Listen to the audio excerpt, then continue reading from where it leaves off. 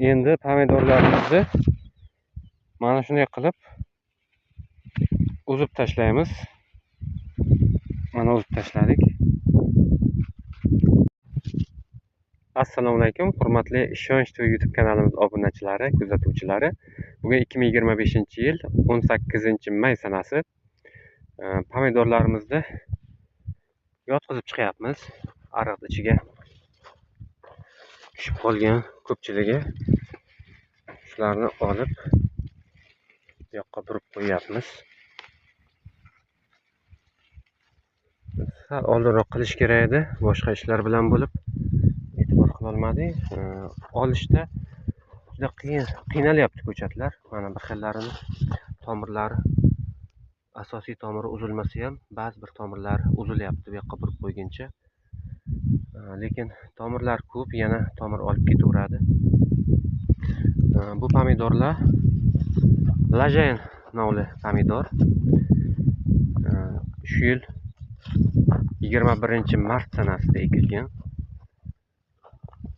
Lajayn nomini tanlaganimizning sababi qattiqligi. Pomidorlar pishganda palakda turib beradi, bo'shashib qolmaydi. Yo'lga ham chidamli, toshishga ham. Bu reklama sifatida aytmayapman. O'zim bir necha yil oldin ekkanimda 2 marta ekkanman Lajayn nomini. Bu yil 3-marta ekishim. Tajribamdan o'tkazganimni uchun aytyapman. Har xil nomli pomidorlar ekkanman. O'tgan yili shu kanalimizda videolar bor, kuzatgan bo'lsanglar, tonna F1 pomidorni ekkandim.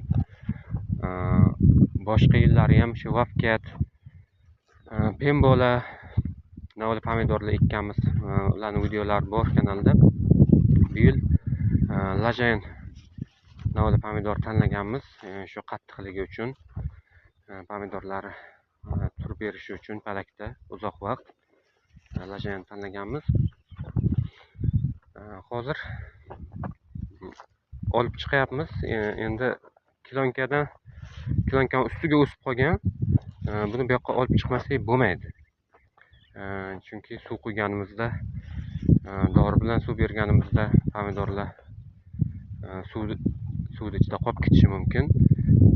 Baribir olib chiqmasak bo'lmaydi. Terish jarayonida mana pushtalarimiz katta, bemalol pushtasidan yurib teraversa bo'ladi.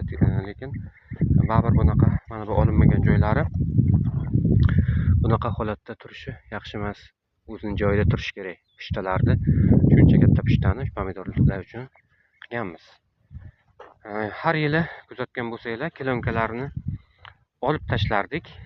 Tagidagi mana bu kilonkasini olib tashlardik-da, ariq ichidan yurib, buncha katta bo'lib ketmaslik, kichikligidan bostirib chiqardik.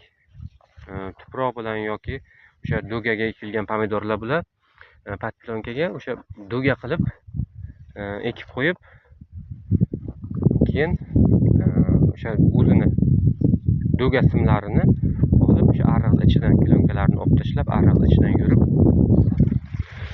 nima qilardik? Simlarini o'ziga bostirardik. Bu yil kilonkalarni olmaganimiz uchun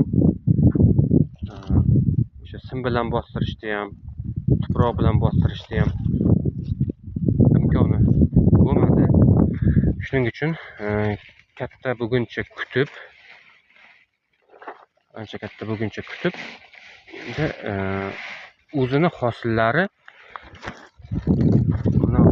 olib qo'yganimizda o'zini bosib qolguncha kutdik bularni.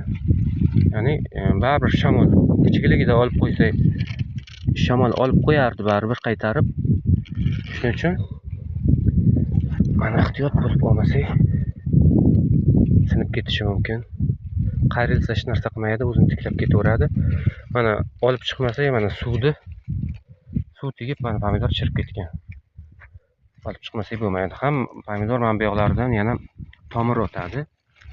Mana bu o'sha kilonkaning ustidagi tuproqqa tekkaniga tomir olib ketgan. Hozir bu yoqqa yerga tushgandan keyin o'sha nam joylarga tomirlarini otadi.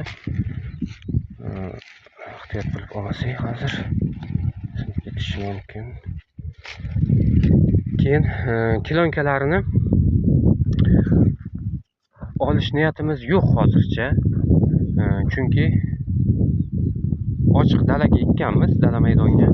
Bu yerda shamol, issiq juda ham kuchli. Soya salqin joy yo'q. Ochiq hamma yog'i. Kilonkalarimiz bundan buyog'iga havo juda ham isib ketadi. Namlikni saqlash uchun kilonkalarni qoldirmoqchimiz. O'zi yirtilib ketmagunicha yoki qanaqadir bir olishga majbur bo'lib qolmagunimizcha kilonkalarni olish niyatimiz yo'q.